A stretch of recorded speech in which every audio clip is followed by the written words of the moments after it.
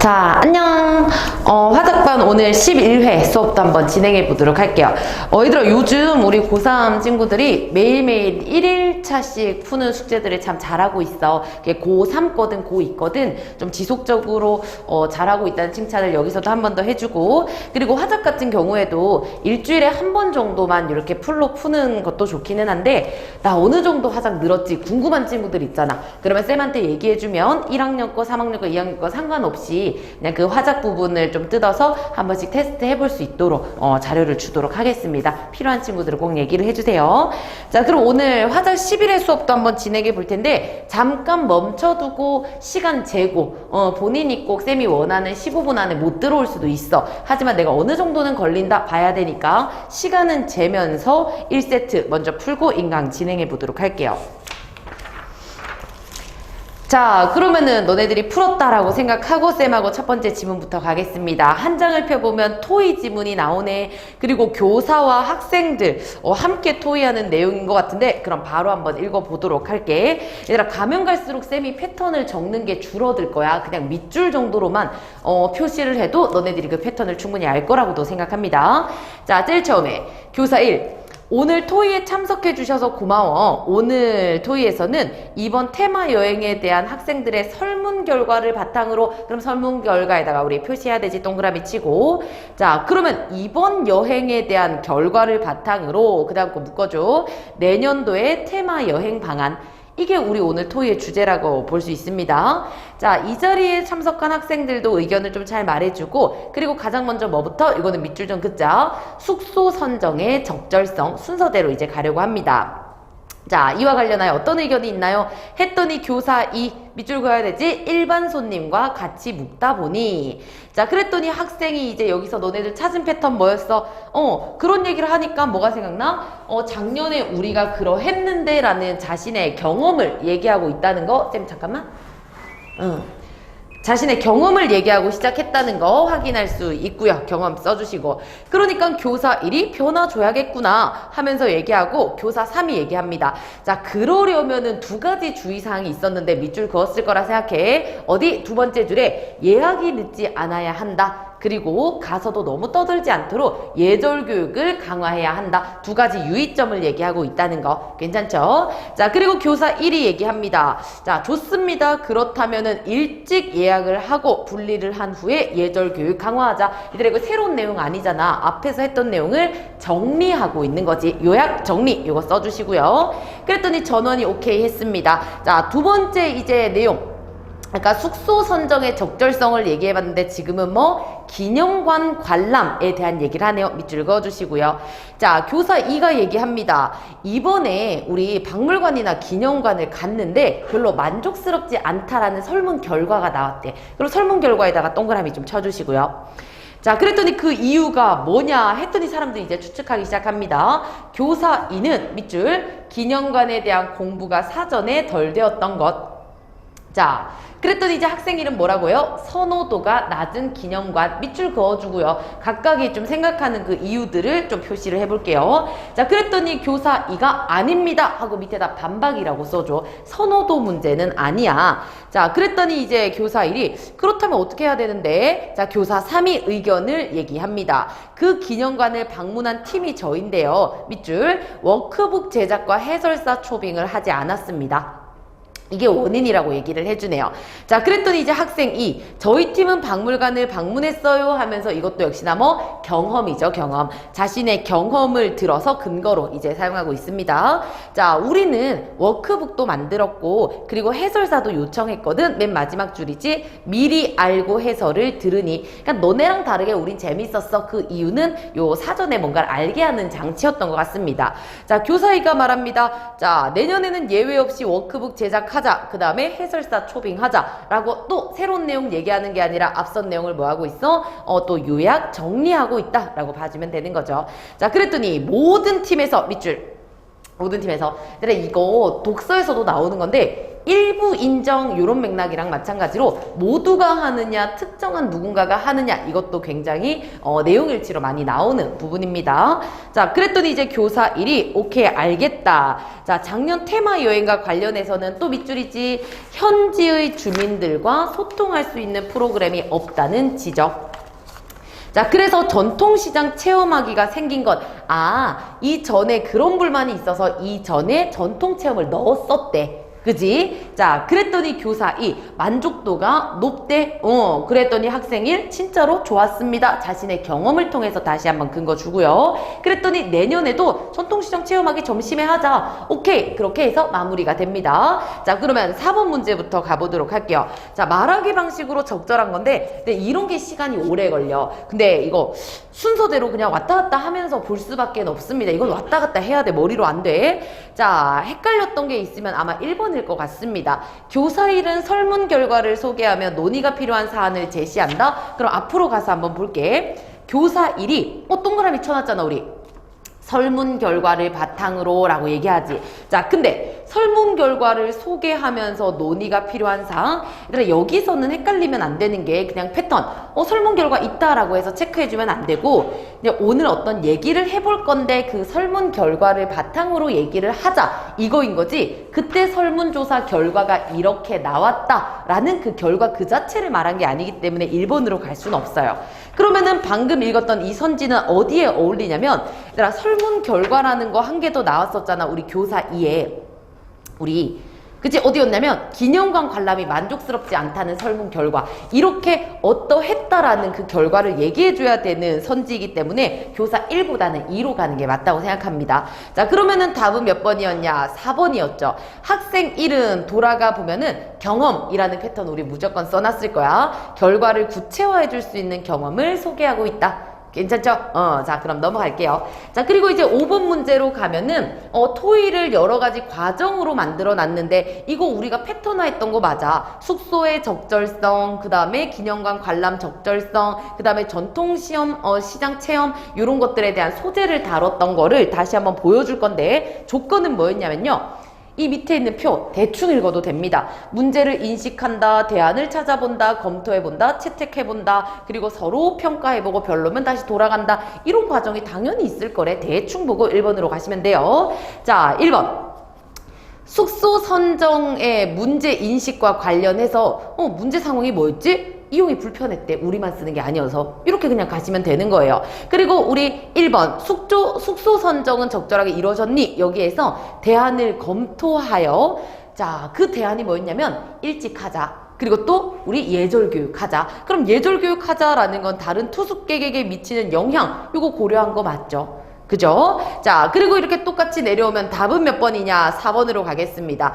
2번 박물관 기념관의 관람. 얘들아, 이거 모든 팀이 해야 된다고 얘기했지. 바로 문제 나오죠? 근데 자유로운 선택이라고 하면 안 되는 거지. 의무적으로 가게 되는 거니까. 자, 그리고 뒤로 한 장 더 넘어가겠습니다. 우리 6번으로 가면 토의 내용을 메모한 거네. 이건 사실 내용일치라고 봐줘야겠지. 자, 그러면은 모든 게 다 답이 없는데 라고 볼 텐데 구체적으로 가면 4번 해설사를 초빙하긴 할 건데 해설사를 초빙하면 시간 가는 줄 모르고 그 사전 정보를 더 얻을 수 있고 재미나게 볼 수 있다. 이런 내용이었지. 주어진 시간 안에 이런 거 없었어. 그럼 쌤, 이런 문제 어떻게 풀어요? 내 머리에서 찾으려고 하지 말고 돌아가야지. 우리 해설사 초빙이나 다른 것도 워크북이 어디서 나왔지? 이런 거 확인하러 바로 갔어야 됐던 겁니다. 괜찮죠? 그리고 나서 통합지문으로도 한번 가보도록 할게요.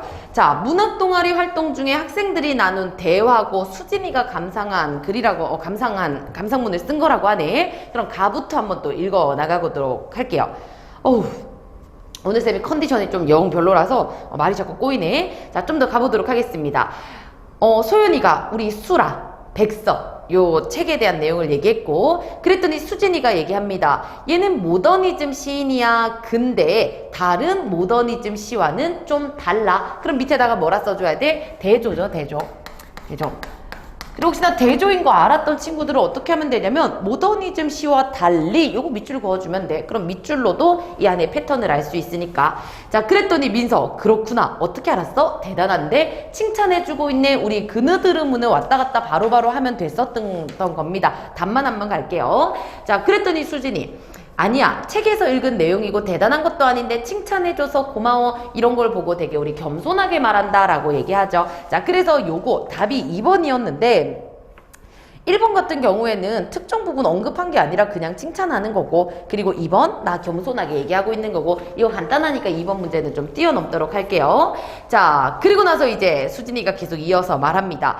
당신은 일제강점기인데 농촌은 폐허였을 텐데 밑줄 백석시에 그려진 농촌은 따뜻하고 풍요로워. 그런 이미지가 있대요. 자, 근데 이걸 비판하는 사람도 있답니다. 자, 그랬더니 민서가 현실은 힘든데 농촌은 좋아서 그렇지 오히려 나는 그런 모습이 참 좋던데. 얘는 긍정적인 평가를 하고 있으니까 옆에다 플러스만 하나 해주자. 그랬더니 그게 문학의 매력이겠지. 어떤 게? 밑줄 사람마다 다른 감상을 할 수 있다는 거. 자, 그리고 이제 얘가 뭔 얘기합니까? 작품 이야기를 한번 해보세요. 자, 그랬더니 수진이 취할경 네모치고 오른쪽에 밑줄 사람들이 무언가 맛있는 걸 요리하는 느낌. 그리고 밑줄 그어주세요. 자, 얘가 참 좋았대요. 그리고 밑에 거는 되게 빠르게 막 쭉 읽었으면 됐어. 좀 독특하게 나오는 것들이 감각적 이미지를 많이 쓰는 거. 진짜 같았다 라고 하는 거. 그랬더니 우리 민서가 얘기합니다. 나도 역시나 취하일경이 좋더라. 밑에다가 공감이라고 써주면 되는 거지. 내가 좋아하는 석박지, 해콩두부 뭐 요런 거 뭐 되게 방송 보는 듯 했대요. 자, 근데 요거 밑줄 제목만 봤을 때, 그러니까 처음의 인식이라고 써줘. 처음의 인식. 이것도 역시나 인식의 변화를 드러냈다라는 패턴만 찾아주면 되는 건데, 자, 처음엔 되게 쓸쓸할 줄 알았거든. 근데 다른 내용이어서 좀 놀랐대요. 자, 그랬더니 소연이가 그랬구나. 취하일경은 한 번도 본 적이 없네. 다 이번 기회에 한번 읽어볼게. 그랬더니 수진이가 에이 뭐. 자, 그리고 나서 이제 화제를 또 전환합니다. 밑줄이죠. 시어를 이해하는 것. 밑줄 긋고. 그랬더니 민서 역시도 공감도 하면서 마찬가지였어. 이렇게 어려운 이유가 뭐야? 고향 방언 밑줄 하나 그어주시고요. 자, 근데 고향 방언을 막 쓰다 보니까 이것도 긍정적 평가를 받는데요. 긍정적 평가 옆에다 플러스 좀 해주시고. 그리고 소연이 평생 백석 연구를 한 정땡땡 교수님이 쓴 백석시 분석 네모 쳐주시고요. 이거 옆에다 출처라고 써주세요. 출처. 신뢰성이지. 이 책에서는 뭐라 얘기하냐면 바로 밑에 이야기 구조를 갖춘 서사지향적인 시 밑줄. 그리고 나서 장면 묘사와 서술 밑줄 그어주세요. 이런 특징이 있대. 되겠죠? 자, 그리고 나서 이제 내용은 끝납니다. 얘들아, 바로 쭉 읽지 말고 이거 1번, 2번 문제 해결할 수 있다고 했어. 2번은 해결했으니까 1번으로 갈게요.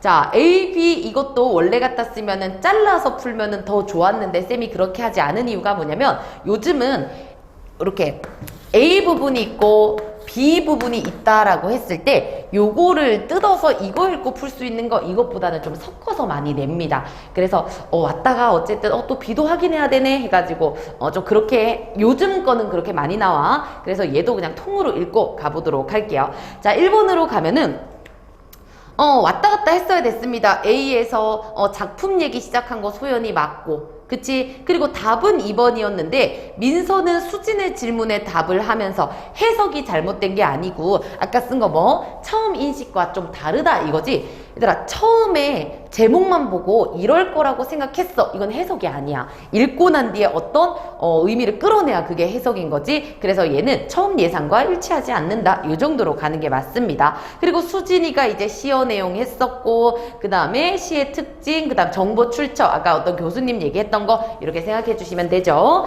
자, 그리고 나서 이제 나로 가보도록 하겠습니다. 앞에서 얘기한 것들이 많아서 밑줄 정도만 그으면서 가면 돼. 가볼게. 백석시를 보면 떠오르는 단어가 있대. 추억 동그라미 치고, 그리고 오른쪽으로 고향 방언 밑줄 긋고. 자, 그리고 두 번째 줄에 중요한 게 낭중지추잖아 얘들아. 근데 이 낭중지추가 상식적인 어휘기는 해. 이게 주머니 속의 송곳이라고 해서 다른 사람들 중에서 좀 특출난 이런 것들을 얘기하는 겁니다. 자, 어쨌든 우리 백석이라는 사람은 다른 사람보다는 좀 특별한 사람 같았다라는 걸 사자성어를 통해 드러내고 있고요. 자, 그리고 야오야마 학원을 졸업하고 여성 잡지 편집 맡을 정도로 지식인층에 속했어. 그냥 이 사람의 어떤 배경적인 정보를 주고 있습니다. 자, 그리고 나서 대표작으로는 나와 나타샤, 흰 당나귀, 여운한 골쭉, 흰 바람벽이 있어. 이런 것들은 작품의 이름을 준 거기 때문에 예시라고 볼 수 있어요. 자, 그리고 그는 모더니즘 시인데 일반적인 모더니즘 시와 다르다. 이거 아까 우리 나왔던 거니까 눈여겨봐주면 되고.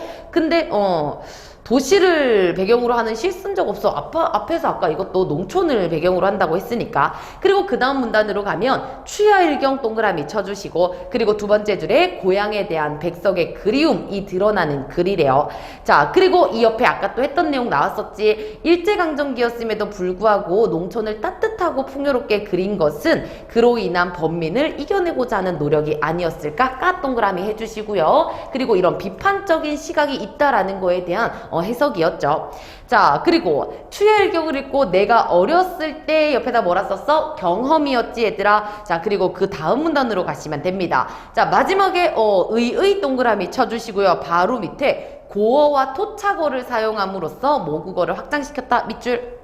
그러니까 얘는 이것도 앞에서 나온 거잖아. 우리 옛날 말 많이 썼다. 그리고 우리 어떤 교수님이 얘기했었던 그 내용도 가지고 왔습니다. 밑에서 세 번째 줄에 서사지향적인 시, 장면 묘사와 서술, 중점. 근데 오감을 사용해서 감각적 오감에다가 밑줄 긋고 이런 거 이것도 사실 되게 옛날스러운 문제기는 한데 앞에서 얘기했던 부분에 대해서 감상문을 쓰잖아. 그러면 앞에서 읽었던 내용들이 분명히 나와 있을 수밖에 없어. 근데 추가적으로 얘기하지 않았던 부분이 나오잖아. 그럼 거기서 출제될 확률이 높습니다. 오감 얘기 안 했으니까 오감 물어볼 확률이 높다고 그렇게 가시면 돼요. 자, 그리고 이제 3번으로 가겠습니다. 글쓰기 계획. 우리 아까 경험 있었어. 대조방식 아까 있었지. 똑같이 일반적 모더니즘 시하고 또 비교했으니까. 근데 이까지 봤을 때 한자 성어 사용했는데 여기까지 와가지고 헷갈렸던 친구들이 있을 거야. 근데 낭중지추라는 거는 다른 사람들 중에 뛰어나 라는 거니까 사람 그 자체를 평가하는 거지. 백석이의 능력. 근데 여기서는 시의 예술적인 특징, 이 시는 어떻구요? 가 아니라 사람 자체를 얘기하는 거기 때문에 답은 1번이었어요. 디귿 같은 선지도 꽤 괜찮지. 자, 그리고 나서 4번으로 가면 보자. 적절한 거. 왔다 갔다를 했어야 됐던 겁니다. 우리 백석시를 배운 경험 얘기한 적 없고 일반적인 경향 따르지 않았으니까 2번도 제껴. 자, 백석의 시인이 할머니와 추억을 회상했다. 백석 할머니 얘기 안 했으니까 제끼고. 그 다음에 농촌에 대한 민서의 생각을 바탕으로. 그럼 어쩔 수 없이 민서가 어떤 말을 했는지를 갖다 왔더니 그거였지 얘들아. 현실은 힘든데 이렇게 따뜻하게 그려내? 그래서 비판하는 사람이 있다며. 근데 민서는 그것도 하나의 노력이 아니었을까? 라고 얘기한 거 아까 반영했으니까 답은 4번이고요. 그리고 우리 오감 얘기는 그 앞에서 언급하지 않았으니까 5번 제끼고 이렇게 가지면 됩니다. 그래서 은근히 패턴이라는 게 요령인데 너네들한테도 그게 좀 보였으면 좋겠어. 했던 말을 또 한 번 하는 건 그냥 내용 일치 정도로 물어볼 거고, 그리고 앞에서 하지 않았던 말을 뒤에서 한다는 거는 이걸 좀 눈여겨봐야 된다라는 거, 이런 건 당연한 요령인데 좀 감을 잡았으면 좋겠습니다. 자, 그럼 첫 번째 세트의 마지막으로 한번 가보도록 할게요. 자, 연설문이라고 합니다. 난 연설문 너무 쉬운 것 같아. 왜냐면 자기가 하고 싶은 주장을 그냥 쭉 얘기하면서 근거대고 얘기하는 거잖아. 그러니 너네들도 이런 거 읽을 때 깊게 들어가지 말고 얘는 이런 얘기 하려고 하네, 이 정도 보면 돼. 그리고 마지막 질문 좀 재밌지 않았어? 나는 좀 재밌게 읽었습니다. 그럼 볼게요. 자, 학부모 여러분 안녕하십니까? 학부모를 만났네. 자녀교육 전문가고 저는 오늘 묶어줘 얘들아 주제입니다. 여러분의 소중한 자녀를 올바르게 키울 수 있는 방법 닫아주시고. 자, 여러분 토끼 거북이 이야기 잘 아시죠? 조에다가 동그라미 쳐주시고요. 우리가 알고 있는 걸로 뭔가 공감대 형성하면서 시작합니다. 이 이야기는 원래 느리더라도 꾸준한 사람이 최우승자가 된다. 이게 일반적인 교훈이야. 하지만 아이들이 이 이야기를 재능 없는 거북이 같은 사람들은 재능 있는 토끼 같은 사람들의 실수가 없으면 그들을 이길 수 없어. 혹은 노력하는 건 재능 없는 사람의 전유물이다. 야, 이렇게까지 생각하는 거 보면 좀 씁쓸하다, 그지? 그럴 수 있을 것 같아. 쌤도 막 습관적으로 막 금수저라면 이러고 살았을까? 사실 이러고 사는 게 막 되게 불행한 건 아닌데 그냥 괜히 그렇게 생각하는 거, 이것도 되게 그런 현실을 잘 반영한 것 같아. 신기하네. 자, 그리고 애들이 이 얘기를 듣고 이렇게만 생각한다면 재능 노력에 대한 잘못된 생각을 가질 수도 있대. 즉 재능이 없어서 평생 노력해야 하는 사람이기보다는 타고나게 태어나서 성공하는 사람이길 바랄 수도 있대요. 자, 그래서 첫 번째 부분에서는 우리가 알고 있는 이야기를 통해서 흥미를 끌고 있다. 이 정도 봐주시면 되고, 그리고 나서 이제 마인드셋 네모 치시고요. 개념 정리해줬다는 것도 머릿속에 있을 겁니다. 자, 이거 첫 번째 줄에 캐롤 드웩 교수 동그라미 쳐주시고, 자, 이 사람이 말한 마인드셋은 밑줄 사고방식. 이렇게 번역할 수 있어. 자, 드웩 교수는 우리의 사고방식을 고정과 성장으로 나눴는데, 고정은 세모 칠 거고요. 성장은 거꾸로 세모 칠 겁니다. 자, 그래서 우리 세모는 인간의 자질이나 재능이 불변한다고 믿는 거. 그러니까 재능은 고정됐어. 이게 세모고요. 성장, 거꾸로 세모는요. 노력이나 도움을 통해서 언제든지 우리 재능을 키울 수 있다. 이게 성장이요. 그럼 내용 사실 뻔해지는 거 맞지? 어떤 거를 더 얘가 지향하겠어? 거꾸로 세모, 성장을 지향하겠죠. 자, 계속 우리 세모인 고정을 가진 사람들 재능 길러질 수 없다고 믿는데, 그래서 애초에 재능 있는 사람임을 증명하려고 합니다. 증명에다가 세모 쳐주세요. 나 원래 이런 사람이야 라고 보고, 자, 따라서 좋은 평가를 받는 거에만 에너지를 씁니다. 좋은 평가에다가 세모 치시고요. 자, 그리고 실패를 통해서 능력 부족이 드러날까봐 도전을 꺼리게 됩니다. 도전 꺼린다 에다가도 세모 좀 쳐주세요. 자, 하지만 우리 거꾸로 세모 성장 마인드셋은 자신을 성장시키는 데 에너지를 쏟습니다. 성장에다가 거꾸로 세모 해주시고요. 자, 실패도 배우려고 합니다. 도전에 꺼리지 않게 됩니다. 자, 결과적으로 어떤 사람이 성장할 수 있을지 뻔하지 않습니까? 계속 질문의 방식을 쓰네요. 자, 그리고 나서 그 다음 문단으로 가면 밑줄이죠. 성장 마인드셋은 어떻게 키울 수 있을까요? 얘들아, 지 혼자 묻고 지 혼자 대답하는 거 문답법, 자문자답이라고 하지. 자, 이를 위해서는 재능을 칭찬하지 말래. 재능에다가 X 치세요. 자, 그리고 우리 이 옆에 빨리 배우는 걸 보니까 똑똑하구나 같은 예시를 통해서 보여주는 거야. 결국 우리 재능을 칭찬하지 말라라는 건 아이들 입장에서 재능이 없으면 칭찬을 못 받는구나 라는 생각을 할 수 있대. 그래서 그 문단의 맨 마지막 줄 노력을 칭찬해 주어야 합니다. 밑줄 그어주시고요. 자, 그리고 나서 그 다음 문단으로 가면 또 지 혼자 묻고 지 혼자 답합니다. 그럼 노력을 칭찬하기만 하면 되냐? 그렇지는 않아. 왜냐? 밑줄이요. 아이가 충분히 노력하지 않았는데 노력 칭찬하는 건 위험해. 자, 그리고 두 번째 줄 내려가서 제일 끝에 효과를 발휘한 노력만 칭찬해서도 안 돼. 자, 그럼 결국 어떤 거에다가 칭찬을 해야 되냐면 한 줄 내려가서 오른쪽에 물결 밑줄이요. 아이가 노력의 기쁨과 가치를 알게 하는 것. 아, 그러니 너가 엄청 노력했어. 그래서 100점을 맞았어. 그러니까 100점을 맞았기 때문에 칭찬을 해주라는 게 아니라 그냥 노력 그 자체, 너가 좀 결실을 이루기 위해서 어떤 가치를 만들기 위해서 해냈구나 라는 거를 칭찬을 해주래요. 야, 근데 말은 너무 쉬운데 어떻게 하냐 이걸. 자, 그리고 한 줄 또 내려가면 칭찬의 말이 아니더라도 밑줄 따뜻한 눈빛이나 긍정의 끄덕임. 그래서 말 말고도 이런 걸로도 표현할 수 있구나 라는 거까지 읽어봤습니다. 자, 뒤로 넘어가서 이제 4번으로 가보도록 할게요. 자, 일단 답은 4번이었지 나머지는 너무 맞는 얘기를 해가지고, 자, 4번 청중이 어렵다라는 거 얘기한 적 없었어. 그냥 어렵다라고 한 건 나의 생각일 뿐이었어. 자, 그리고 이제 5번으로도 가보면, 자, 마지막에다가 어떤 내용을 덧붙일 건데 그 거북이 얘기를 다시 활용하래. 그리고 대조적인 의미를 좀 활용해서 인상적으로 마무리하래요. 자, 1번은 제껴야 되는 거 맞지? 그치? 왜냐면은 우리 토끼 거북이 얘기 안 했으니까.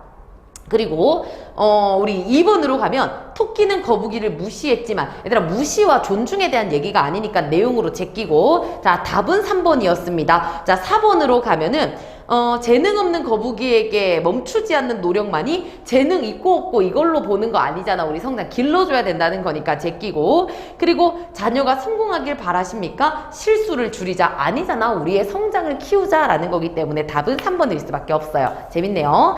자, 그리고 이제 6번으로 가면 이것도 얘들아 뭔가 비문학 같았지. 앞에서 나온 내용들을 그냥 적용할 수 있느냐라는 거였거든. 자, 가 먼저 보면 8문제나 맞췄구나 이것과 와 정말 열심히 공부했나 보네. 그럼 이 차이는 뭐냐면 A는 결과를 보고 칭찬을 했어.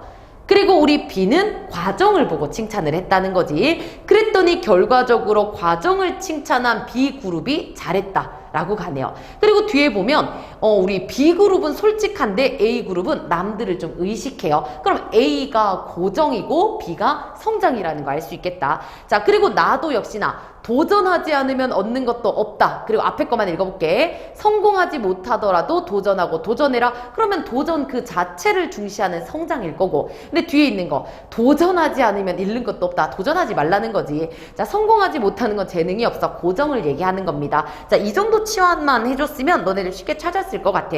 자, 답은 2번이죠. 자, 가 내용은 충분치 않은 노력을 칭찬하는 것이 노력에 대한 성찰을 기회를 뺏는다. 주장의 근거가 아니고 여기서는 과정 그 자체를 얘기해야 된다로 가는 거지 충분하지 않은 여기서 누가 노력을 안 했다 이런 내용을 말한 게 아닙니다.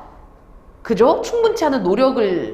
충분히 노력을 안 했는데도 칭찬해줬다 이런 내용이 아니었기 때문에 2번 이렇게 가시면 돼요. 괜찮죠? 자, 그러면 첫 번째 세트는 됐고 이제 두 번째 세트로 갈 건데 쌤 잠깐만 카메라 좀 점검하고 가도록 하겠습니다. 이거 이어서 계속 찍을 테니까 자 잠시 멈춰놓고 문제 이것도 6분선 잡고 한번 문제 풀어보도록 할게요.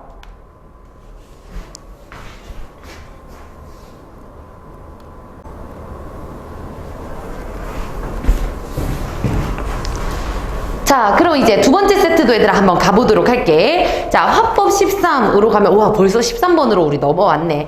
자, 토론입니다. 또 토론도 얘들아 표시 잘하기 나름이지. 처음부터 가보도록 할게요. 빠르게 오세요. 사회자. 얘들아 사회자가 이렇게 말이 많잖아? 그럼 사회자의 역할을 무조건 물어봐. 풀면 알겠지만. 계속 갈게.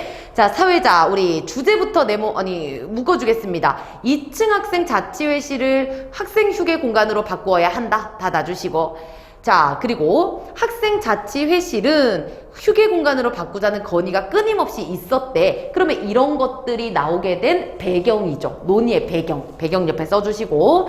자, 우리 토론은 이런 이유를 통해 마련했고요. 토론 규칙과 예절 준수해 주길 바랍니다. 옆에다가 당부라고 써줘. 규칙에 대한 안내죠, 그냥. 자, 그리고 나서 오늘은 반대신문식 토론을 할 거고 처음부터 가겠습니다. 자, 찬성 측의 입론이에요. 우리 학교 학생 수 몇 명인지 아시나요? 얘들아 질문의 형식을 통해서 시작을 했었네. 자, 동그라미 했지. 자, 근데 우리 학생은 962명인데 자치회 학생 수는 수십 명입니다. 자, 이 공간을 자치회 학생들이 독점하는 건 옳지 않아요. 밑줄. 학교의 공간은 누구나 공평하게 사용. 얘들의 근거죠. 그죠?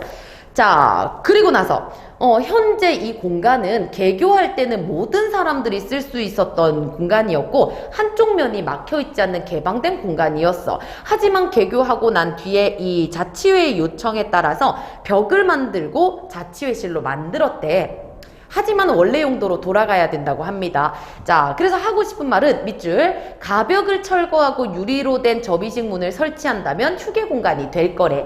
됐지? 밑줄 긋고. 그리고 옆에 설문조사 네모쳤으면 됐습니다. 90%나 우리 의견에 찬성했어. 그리고 얘들아 묶어줘야 되지. 물론 자치회실의 필요성은 인정합니다. 왜? 일부 인정은 중요하다고 했잖아. 그래서 그 자치회실은 어디? 밑줄 3층 복도 끝 유휴 공간. 남는 공간 거기다가 써라. 자, 그랬더니 이제 사회자가 오케이 이제 반대쪽에서 반대 신문 한번 물어뜯어 봐라 합니다. 자, 그랬더니 반대 2가 너네 설문조사에서 90% 넘는다고 했는데 그거 몇 명이 응답했는데 73명. 반대가 또 얘기합니다. 근데 73명이라면 우리 학교 전체 학생은 900명이 넘는데 좀 적지 않니? 했더니 충분하다고 생각해요. 오, 완전 고집 있네. 자, 그리고 반대이가 또 물어봅니다. 학생 자치회실이 원래 학생 휴게 공간이었다고? 그 개교 때 그랬다며 그거 진짜니? 내가 직접 그 시설 배치도 봤어. 사실이야. 잘 모르시겠지만 각종 캠페인에 사용하는 물품 도구가 많거든. 이걸 다 옮길 수는 있어? 아, 그런가요? 이거는 몰랐습니다. 자, 그냥 이거는 표시할 거 없이 위에서 내용 얘기한 것들을 잘 찝어준 것 같아요. 우리가 머리에 더 각인되도록. 자, 그랬더니 이제 사회자가 말합니다. 자, 반대측 입론해봐라. 계속 할게요. 했더니 학생 1이 반대 1이 학생자치회 회장, 부회장은 투표를 통해 당선됐다. 그리고 너네들을 위해서 여러 행사를 진행하고 있다. 니네가 알고 있는 등교맞이, 학교폭력 예방 캠페인, 이거 다 우리가 하는 거다. 그러니 결국 하고 싶으면 밑줄. 이러한 행사를 준비하는 공간이며 물품과 도구들을 보관하는 공간, 밑줄 쫙 그어주시고. 자, 또한 학생자치회는 1년에 4번 회의도 해야 되는데 이것도 전부 다 여기서 해야 돼. 자, 이렇듯 현재 공간을 사용하는 것에서 학생들 대표해서 사용하는 건데 독점한다라는 말은 좀 그렇지 않니? 그리고 학생자치회실은 밑줄 학생의 이동이 가장 많은 곳에 설치되어야 한다는 규정이 있다고 하는데 그렇기 때문에 적합하대. 우리는 아침부터 해야 되고 회의도 해야 되고 정리도 해야 된다는 거지. 그치? 자, 그리고 밑에서 두 번째 줄 사적인 일이 아니라 공적인 일을 하는 건데 이로 인해 어려움을 겪는다면 부당한 것이 아닐까요? 요 동그라미 반문하는 거 질문의 형식이니까. 자, 그랬더니 사회자가 이제 다음 쪽 물어뜯으라고 합니다. 찬성 1. 아까 학생이동 가장 많은 곳에 설치되어야 된다는 규정 그거 어딨어? 반대 1. 잘 모르겠는데 이렇게 가면 안 되는 거지 사실. 그랬더니 찬성 1. 알겠어. 자, 근데 얼마 전 제가 얘들아 경험이라는 거 찾았지. 자, 갔는데 갑자기 자치회 학생이 나보고 나가래. 좀 독점하는 거 아니야? 기분 나빴다 이거야. 자, 그랬더니 반대 1. 야, 나도 거기 있었는데 그거 양해 구한 거잖아. 약간 이렇게 루머는 만들어지죠. 자, 그리고 이제 찬성 1. 근데 학생자치회가 진행하는 행사는 조회 시간 전에 끝나지 않나? 그러면 충분히 정리되지 않나? 맞아. 조회 시간 10분 전에 끝나기는 하지만 좀 늦어지면 좀 시간이 부족할 수 있어 라고 하나하나 또 짚어주면서 끝납니다. 자, 그러면은 1번부터 갈게요. 얘들아 1번 나머지는 다 좋은데 우리 사회자가 요약하는 건 없었지. 그냥 순서만 얘기했을 뿐이지 앞에서 내용 얘기한 거 정리한 적이 없어서 답은 2번 이렇게 가시면 되고요. 그리고 2번으로 가면은 의견 파악한 내용으로 가장 적절한 거. 요거 1번에서부터 왜 아닌지 볼게. 찬성 반대는 모두 가벽을 철거하자. 이거는 없애야 된다라고 했던 찬성 측의 입장이고요. 2번으로 가면 보자. 찬성 측은 학생들이 적극적. 얘들아 이거는 필요 없는 얘기지. 학생들이 우리 행사에 열심히 참여합시다. 완전 논점 나간 거니까 제끼고. 그리고 3번이 참 좋았어. 찬성 측은 학생자치회실이 없어도 회의나 행사를 진행하는데 무리가 없다? 이거는 얘들아 그 일부 인정 그 부분이야. 너네들의 역할과 필요성은 인정을 해. 그러니까 어디를 써라? 복도 끝에 있는 유휴 공간을 써라 라고 얘기했으니 자치회실이 없어야 된다 라고 말한 적은 없죠. 그래서 3번은 좋았던 것 같습니다. 자, 그리고 4번 위상 얘기 아니었으니까 제끼고 답은 5번이었죠. 독점이라고 말하는 거 좀 아니지 않니? 니들이 뽑아서 우리가 일하는 건데 이게 가주시고요. 자, 그리고 이제 3번으로 가면 요것도 한 번은 읽을 만한 가치가 있습니다. 반대 신문이라는 거 자체가 니네가 말한 거를 질문으로서 공격하는 거거든. 그러려면은 첫째, 둘째, 셋째, 넷째, 다섯 번째 요 정도의 공격 방법을 좀 알고는 있어야 한다. 그래서 그냥 한번 읽어보시면 돼요. 외울 필요는 없어요. 자, 그랬을 때 왔다 갔다를 좀 했어야 됐는데 얘들아 폐쇄형의 질문이란 건 yes or no의 답변이어야 된다는 거야. 뭐 아니면 답이 정해져 있는 거. 예를 들어 너 설문조사 몇 명한테 했는데 76명 딱 대답할 수 있는 거. 그러면은 이 반대는 개방형이거든. 그럼 어떻게 나오냐면 설문조사가 어떤 부분에서 의미 있다고 생각하세요? 라고 물으면 제가 생각하기에는 학생들의 뭔가를 뭐 다 반영할 수 있기 때문에 하면서 거기에 대한 부연 설명이 길어질 수 있는 걸 개방이라고 하거든. 근데 공격하려면 기회를 많이 주면 안 되잖아 상대한테. 그래서 폐쇄형이 좋습니다. 자, 그래서 1번 폐쇄형 질문 답변 길게 할 수 있는 기회 제한하는 거. 그치? 이거 학생 수 막 물어보고 설문조사 얼마 몇 명 했냐 이렇게 했던 거. 그리고 반대인은 상대방이 모를 만한 정보 이거 잘 모르시겠지만 하면서 우리 도구나 물품 많은데 이 얘기했던 거니까 괜찮고. 답은 3번이었죠. 자신의 개인적인 경험을 통해 쌤은 생각나. 나 며칠 전에 그쪽에 올라갔더니 나보고 나가라 하던데 그거 경험. 그치? 근데 이거는 상대 측이 말한 내용이 사실임을 확인하는 게 아니라 이렇게 독점으로 느껴졌다라는 걸 부각하고 그걸 뒷받침하는 내용이기 때문에 사실임을 확인하는 거 아니죠. 추가 설명 요청한 적도 없고요. 그리고 나서 4번. 그치? 하나에 한 번의 질문만 했어. 잘했어. 그리고 5번으로 갔을 때 설문조사 결과 수를 확인해서 야 이거 믿을 수 있는 거냐? 한번 따져본 거죠. 됐죠? 자, 그럼 이제 마지막 지문으로 가겠습니다. 자, 우리 마지막 지문의 그 소재도 재밌었어. 우리 디지털 포렌식, 요즘 많이 나오는 그런 직업의 어떤 유형인 것 같습니다. 자, 그럼 한번 가볼게요. 쌤은 이거 되게 습관인데 가 같은 걸 잘 안 읽어. 읽고 좀 넘어가긴 해야 되는데, 그래서 한번 의도적으로 한번 읽어볼게요. 목적은 정보 전달, 예상 독자는 진로 혹은 잘 못 들어본 사람들, 주제는 설명해 주겠다. 자, 그리고 학교 교지에 올리겠다. 자, 초고 한번 읽어보도록 할게요. 자, 뉴스 보도 보면은 디지털 포렌식 종종 접하는데, 포렌식은 네모치고 개념정의지. 자, 우리가 지난주 교내 수요 특강, 얘들아 밑에다가 공유하는 경험, 공유 경험이라고 좀 써줄래? 이것도 역시나 흥미를 끌기 위한 건데, 너도 알고 나도 아는 거 함께 했던 경험을 끌어냄으로써 흥미. 자, 법조인의 하루라는 강의에서 법 전문가에게 들은 것처럼 현재 활발하게 활용되고 있는 디지털 법 과학의 분야야. 법정에서 쓸 수 있는 증거를 수집하기 위한 수사 기법이래요. 계속 개념적이죠. 자, 근데 이것도 밑줄이었지? 처음에는 밑줄 범인 검거. 범인을 검거하는 데 주로 활용했다면 최근에는 밑줄 범죄를 예방, 확대되고 있대요. 자, 그리고 A 부분으로 갑니다. 그렇다면 중요한 기술은 무엇일까? 중요한 기술에다가 물결 해주시고 까에다가 동그라미 치시고, 대표적인 기술이 네모칩니다. 디스크 이미징. 자, 그럼 이것도 자문자답의 방식이겠네. 자, 디스크 이미징은 뭐냐면 똑같은 사본 파일을 만드는 기술, 개념 정의도 해주고 있고요. 자, 그리고 나서 우리 네 번째 줄에 왜 필요한 것일까? 밑줄 긋고 까에다가 동그라미, 또 자문자답 하네요. 자, 왜 필요하냐면 쌤이 요약해보면 그곳에 있던 증거야. 근데 증거를 가지고 조사를 하게 되면 그 증거가 훼손되니까 완전히 똑같이 만들어서 이걸로 조사를 하자. 이렇게 가는 거였죠. 자, 그리고 우리 A까지 읽었을 때 이거는 문제 바로 풀러 가야 됩니다. B가 없으니까. 자, A 우리 문제 풀러 가면 2번. 야, 너무 쉽지 않냐? 자문자답 얘기했는데 딱 2번 나왔잖아. 됐지? 자, 그리고 나서 계속 읽어보겠습니다. 디지털 포렌식의 유형에는에다가 밑줄. 자, 그럼 여기서 디지털 포렌식의 기술 나왔고, 필요성 나왔고, 유형 나왔어. 이렇게 큰 카테고리를 정하는 겁니다.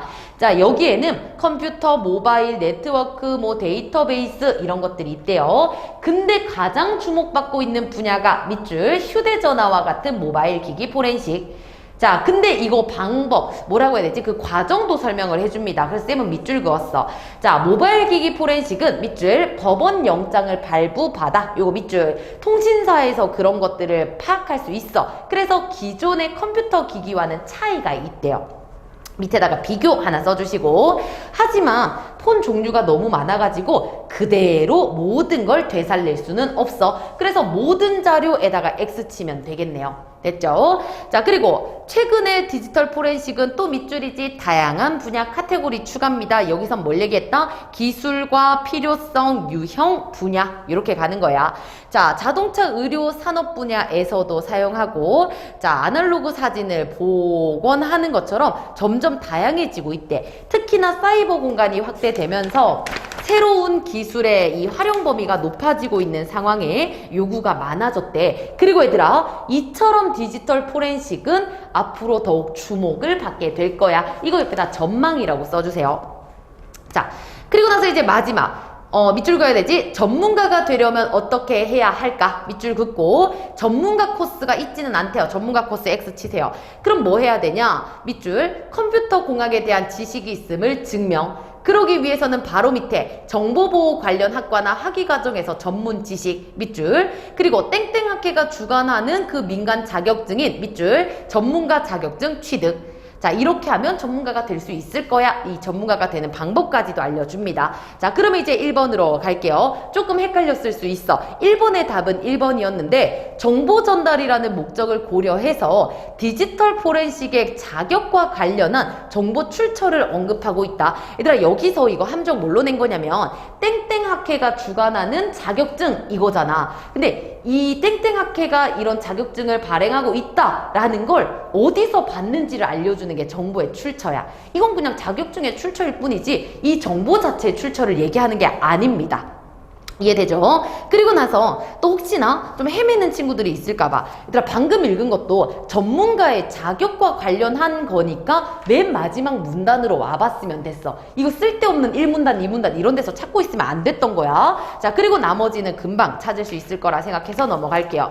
자, 마지막 3번 문제로 가면 자료가 참 많은데 쌤은 이걸 안 보고 내려오기는 합니다. 그래서 예를 들어 1번 1문단에서는 다를 활용하여 그래서 다 그때 읽었어.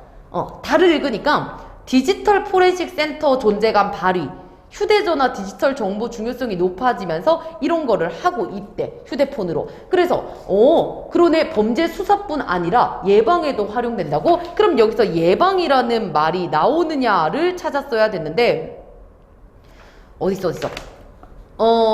뒷부분이지, 뒷부분. 맨 마지막에. 마지막 예방하고 용의자들을 검거하는데 그러네 하고 확인할 수 있는 거. 자, 그리고 나서 2번도 3문단에서 유형 설명할 때 가를 줘라. 그러네. 우리 디지털 포렌식 유형을 눈으로 잘 드러나게 표현했네. 이렇게 가고 3번 가장 주목받고 있는 분야가 모바일 기기다. 그래서 우리 이 다에서도 계속 휴대전화에 초점을 맞춰서 얘기하는 거니까 모바일과 연결 지을 수 있고 그리고 4번이 답이었죠. 4문단에서는 나를 활용해서 활용 범위를 확장해 나간다. 근데 우리 이 나의 통계 자료는 어떤 유형으로 이렇게 분석을 했냐라는 걸 일단 보여줬고 그리고 두 번째 시기에 따라서 가면 갈수록 되게 증거 분석이 많아졌다라는 거잖아. 그러니까 포렌식을 많이 사용한다라는 걸 얘기하는 건데 활용 범위? 뭐 예를 들어서 뭐 어떤 산업에서 쓰고 있고 어떤 산업에서 뭐 사진 산업에서 쓰고 있다 이런 내용이 아니기 때문에 활용 범위를 확장한다라고 볼 수 없는 거죠. 오히려 그냥 이걸 사용하는 건수가 증가한다. 그만큼 많이 쓰고 있다. 이렇게 보면 되는 겁니다. 자, 그러면은 오늘도 화작 수업 일단은 이렇게 마무리하도록 하고 얘들아 이제 끝까지 다 와가거든. 화작도 13까지 하면은 거진 마무리가 됩니다. 자, 그래서 그 이후에는 쌤이 실제 기출을 가지고 와서 인강을 좀 찍어 볼 텐데 이 화작의 인강은 20-30분이면 되는 거야. 그리고 이제 나중에 내가 어느 정도는 화작을 알겠어? 그럼 이제 더 이상 인강을 볼 필요조차도 없어요. 스스로 감을 잡기 위해서 패턴화하는 거라고 생각하시면 됩니다. 자, 그러면 오늘 수업 이렇게 마무리하도록 하고 한 주도 또 힘차게 보내길 바랍니다. 수고하셨습니다.